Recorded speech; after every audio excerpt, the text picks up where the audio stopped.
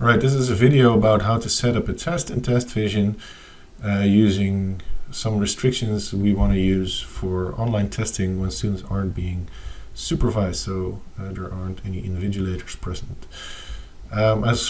First start with a section on how to construct a question. If you're not familiar with that, that might be useful. And after which I'll switch to how to set up the test. So you should have access to both the question section in testvision as well as the testing section in testvision. We'll start by constructing a demo question. So you probably land in an overview of the different courses you're involved in, and I'll just select the social psychology course, and within that I'll make a new question by clicking new, which calls up the question construction screen. And I'll make a test question, and in this case it will be a multiple choice question, so I'll add the different alternatives.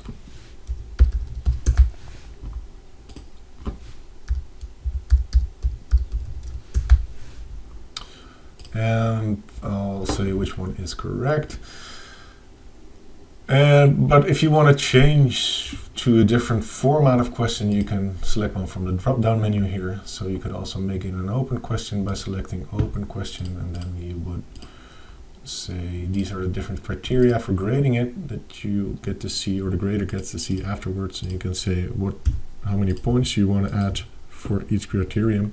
You can add descriptions here, which students are able to see after you've graded the question, once they get a review of the test itself. And what's useful to know is also to use the fill in the blanks question, which might be interesting to you, because if they're unsupervised doing an online exam, you could consider doing a more challenging question, which is still a closed question. So you could have a question text, stem, which is the same, and you could add different question text. So there will be a sentence here, and followed by a blank that students have to fill in with either text, or you could just make it numbers, or you could make it a drop-down list. So it's still a multiple choice question if you change it to the drop-down list, or it could just be fill in the blank if you want to have them fill in a specific phrase, or if you want to have them fill in a number, you say what the correct number is. Or you can change it to a drop-down list, and you can say which option is correct and add some incorrect alternatives.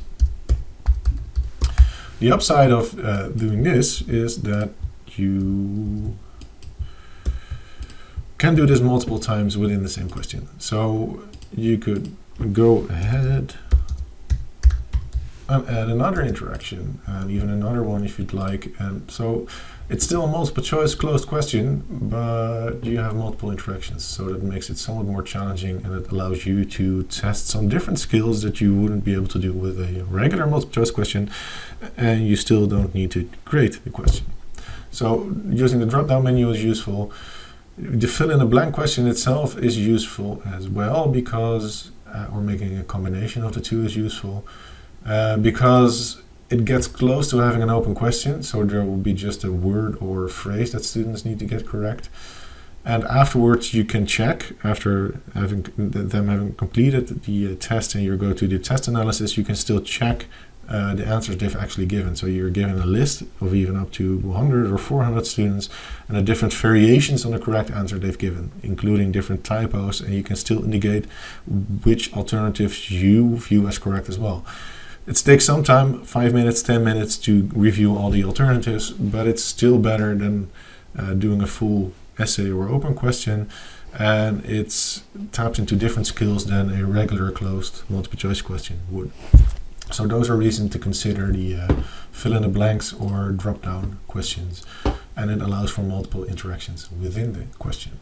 But for now, we'll make it a regular multiple choice question, and let's say this, there's two alternatives, and I'll make this one as correct. You'll need to save it. You need to change the question status to something, to the approved one. That means it's on, as it says within brackets, which means that you can use it in a test. So you'll have to change the status from anything that's off to on once you're done with the question, and save it and call it a test question or something else, and you've saved it. And if you then go back to your folder, you should be able to see the test question. Here it is. And so we've created our question. If you add multiple, of course, for test, they'll all be in the same folder. And once you're done, you move to the test section. And in the test section, you get the same. So you land in the topmost folder, which might contain different courses. So select the one that's relevant. Select the subfolders if they're there that are relevant to you. And there you can add a new test by clicking New.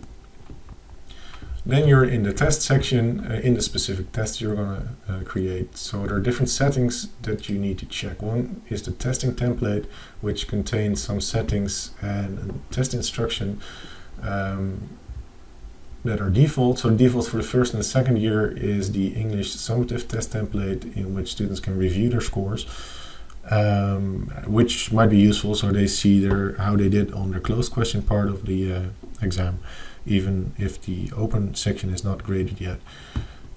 Which is different from a testing template in which they can't see their score afterwards, or in which they can review the test itself, so they can see the actual questions, which I wouldn't use for an actual exam because it makes it impossible to reuse the questions in a different test later.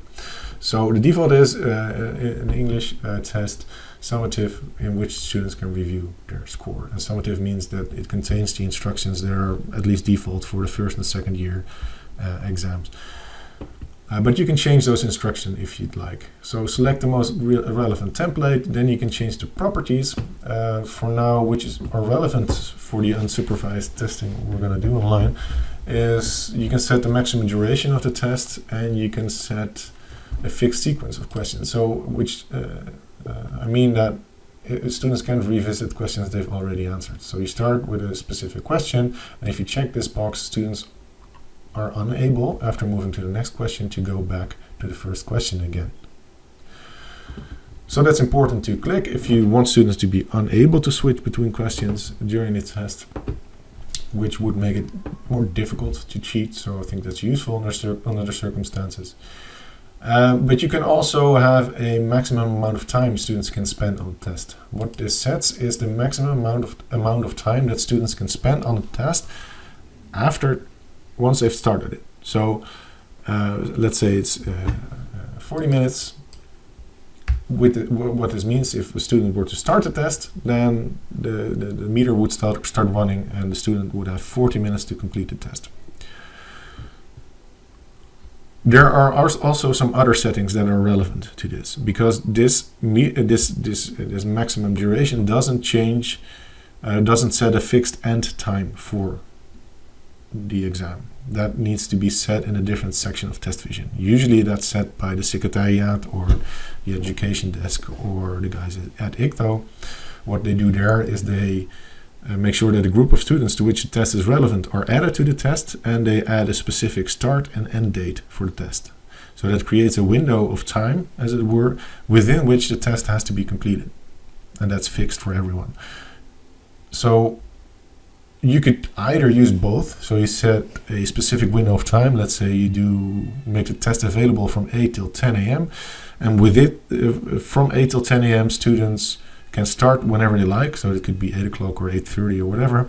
And let's say they start at 9 a.m. and you set the counter on a maximum duration of 40 minutes.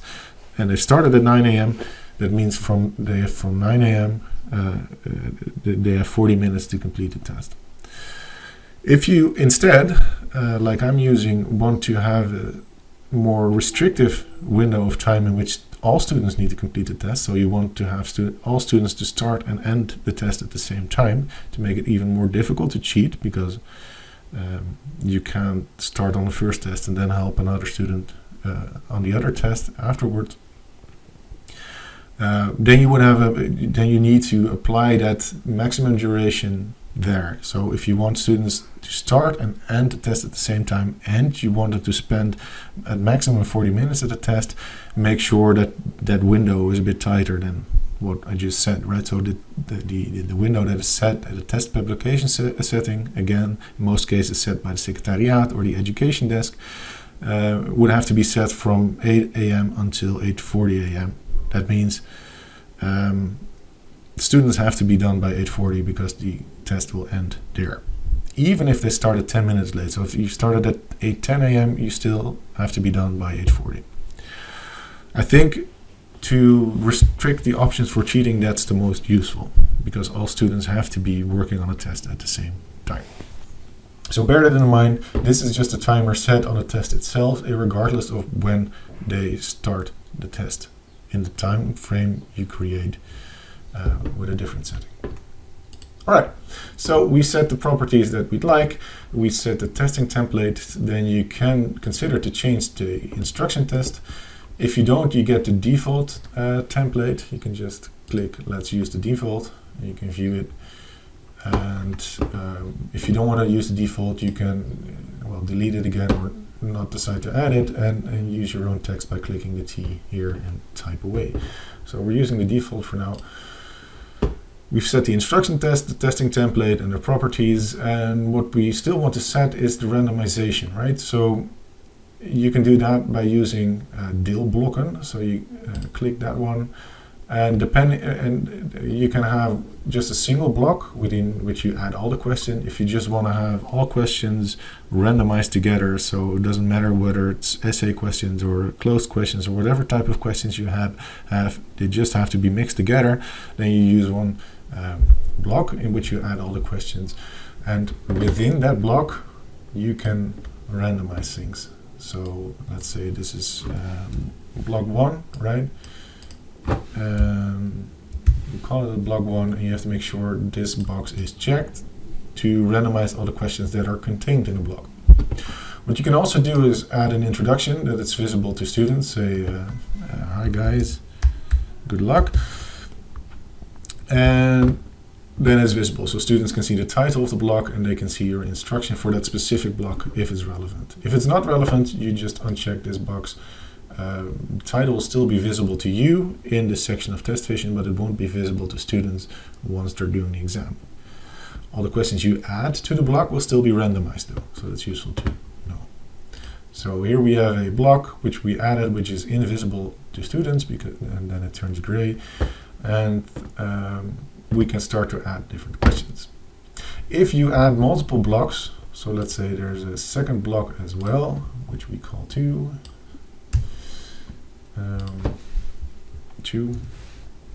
and we don't want that to be visible as well, but we want it to be randomized, or we don't want it to be randomized. That's useful as well. So if there's a part of the test that you don't want to be randomized, you add a second block to which you add the questions that don't need to be randomized. Then we have 2 blocks, and then you still have to make a decision about whether you want the sequence of the blocks themselves to be randomized as well. So you have a block. Within the block you can randomize the sequence of questions, and you also have the sequence of blocks, and you can randomize that if you'd like. The default setting is that the block sequence is randomized. If you don't want it, you can uncheck that.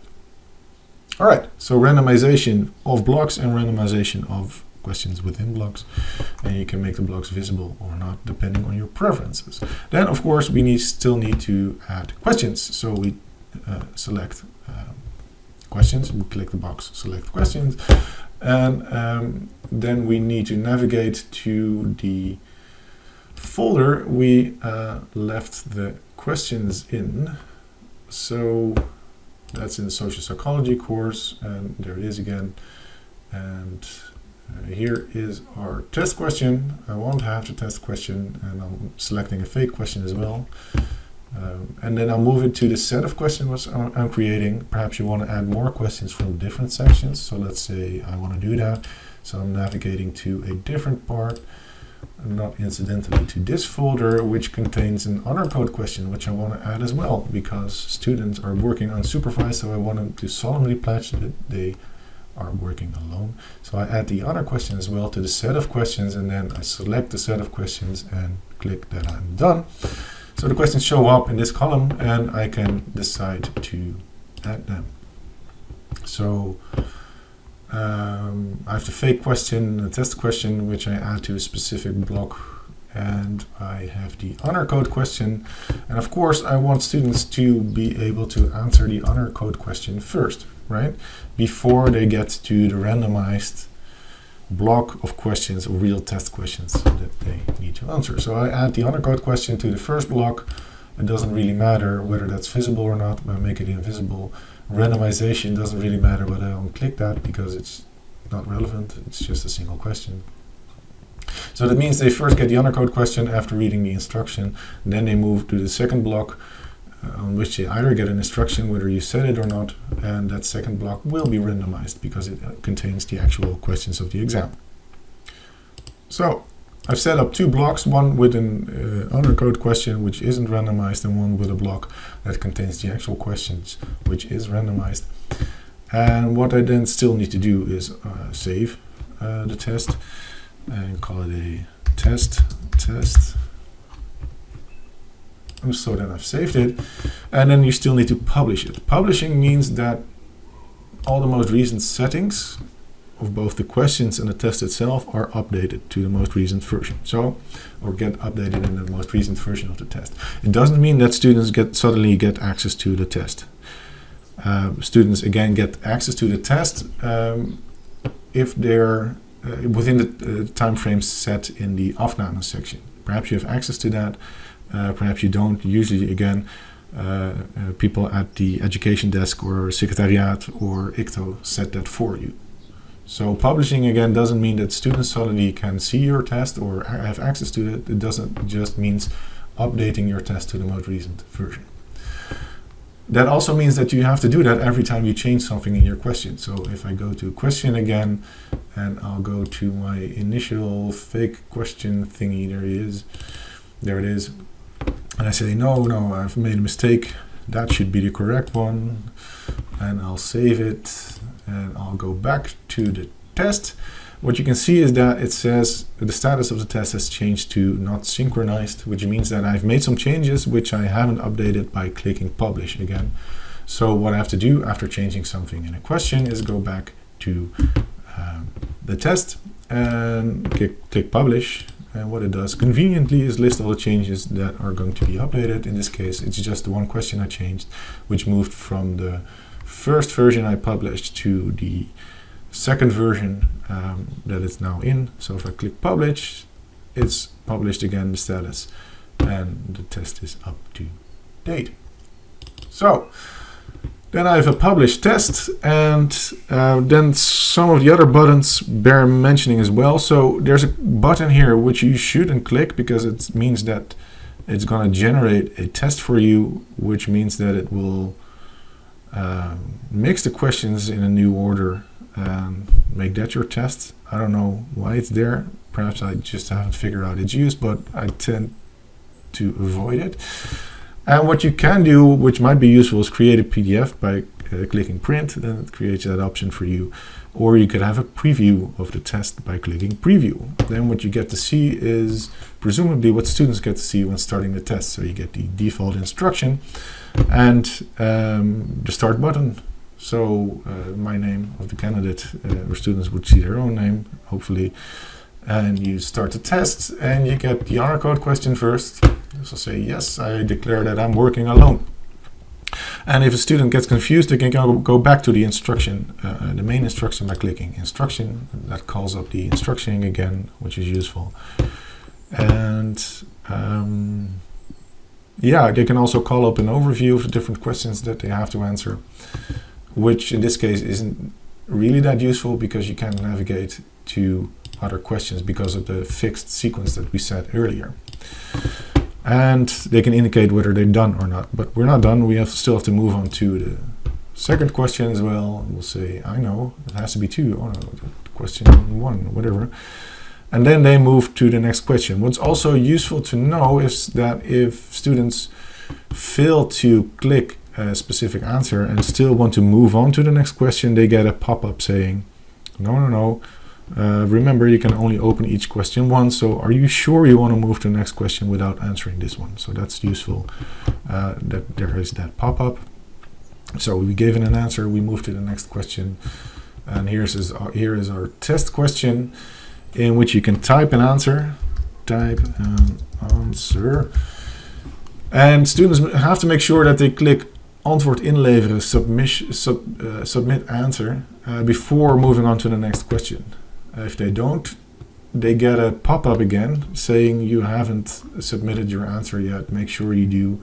That's a bit of a confusing pop-up, and I made a different video for students to use to prepare them for making the test in this manner. So with a fixed sequence, with a randomizer, with a specific time frame, and which includes essay questions and includes an example of the pop-up they get and the instructions they get from you, so they can prepare themselves for the proper test and not be confused by some ambiguous phrasing in the pop-up itself. But that's part of another video you could watch if you'd like. So if we're done, then alright, here's the confusing pop-up, by the way. So if you were to type an answer and you would forget to hand it in, you get a reminder that you have to hand in your answer before moving on to the next question or before closing the test. And the confusing or the ambiguous part is this sentence. You can always revisit and change your answer, which is ambiguous because it applies just to the fact that students indeed can change your answer. So you can say that I want to change my answer by clicking change my answer. Yes, I'm sure. And I say something else. And I'll hand it in again. And then I've changed my answer. What it doesn't mean, the phrase, you can always change your answer, is that you can change it after moving to the next question, which makes it somewhat ambiguous. So it is perhaps worthwhile to indicate to students that once they've moved to the next question, their answer is final. So that should be in an instruction, and perhaps it's useful to have it in every essay question at the bottom as well, to make sure that they're not confused by that ambiguous sentence in this pop-up. Again, I made a video about it that you can show students as well, to make some extra effort in training them. I've also heard that there might be some issues if students use rich formatting in their questions. So you could also add an instruction in your open question indicated that students should just use the simple text, which is default once they start typing, and not make any parts of the text bold or underlined or anything, because that might create issues on their machine. So extra instruction to deal with the weird pop-up and to deal with the rich text formatting, that might be useful to add. So if students are done, they click that they're done. I say, are you sure you're done? Yes, I'm sure. And then you get an overview, which in this case just says that the questions still need to be graded, and I've successfully submitted my exam. And in this case, I don't get to see my scores. And then I'll close it and we're done. Good luck.